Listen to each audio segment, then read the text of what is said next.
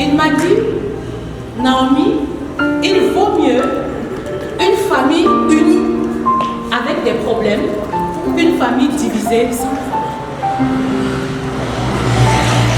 C'est tellement fort. Il vaut mieux une famille unie avec des problèmes qu'une famille divisée sans problème. Une famille unie avec des problèmes, c'est une famille où, en fait, ils ont pris le dessus sur leurs problèmes. Ils ont de l'ascendance sur leurs problèmes. Ils savent que, même si tel ou tel ne joue pas son rôle, le plus important, c'est que nous soyons unis. Donc le problème ou les problèmes de la famille sont en dessous de la relation familiale. On ne peut pas bâtir une famille selon le cœur de Dieu. Loin de là, il est encore possible de bâtir une famille selon le cœur de Dieu, même si tu es l'unique enfant de Dieu dans ta famille. Même si tu es l'unique converti. Et je voudrais dire à quelqu'un qui nous écoute ce soir, que quelle que soit la discorde, quelle que soit la division,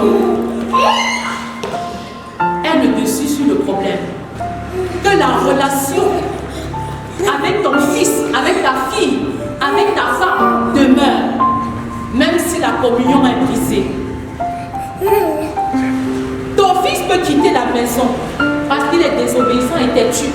Mais il demeure ton fils, elle demeure ta fille parce que son sang va continuer à couler dans tes veines. La relation peut être brisée parce que vous n'êtes plus en accord. Donc il vaut mieux une famille unie avec des problèmes qu'une famille divisée sans problème. Elle est divisée sans problème. Qu'est-ce que cela signifie?